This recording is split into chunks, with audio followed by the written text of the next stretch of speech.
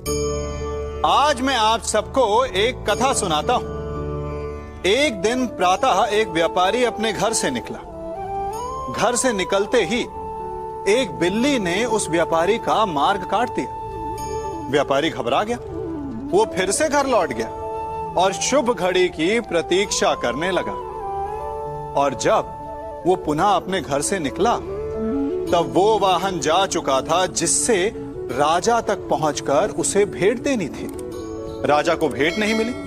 राजा क्रोधित हो गए। राजा ने उस व्यापारी का व्यापार बंद करवा दिया। इस कारण व्यापारी क्रोधित होकर घर पर अपनी पत्नी से लड़ बैठा।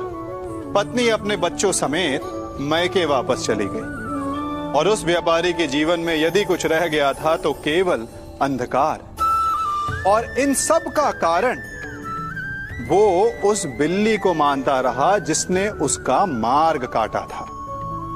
ऐसा ही एक दूसरा व्यापारी राजा को भेंट देने निकला और उस व्यापारी का मार्ग भी एक बिल्ली ने काट दिया। वो व्यापारी तनिक घबराया, परंतु उसने आगे बढ़ना अधिक उचित समझा। राजा तक वो समय पर पहुंचा।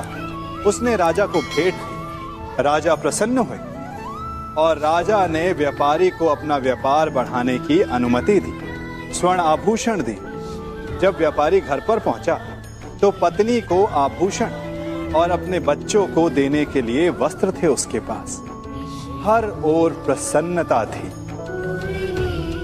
समझ रहे हैं ना? दोनों के साथ एक ही प्रकार की घटना हुई, परंतु दोनों की प्रतिक्रिया भिन्न थी। ऐसा ही हमारा जीवन भी है।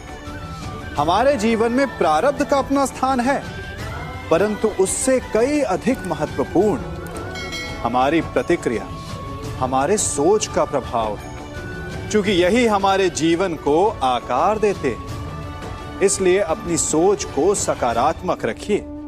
आपका जीवन सदैव आनंदमय रहेगा।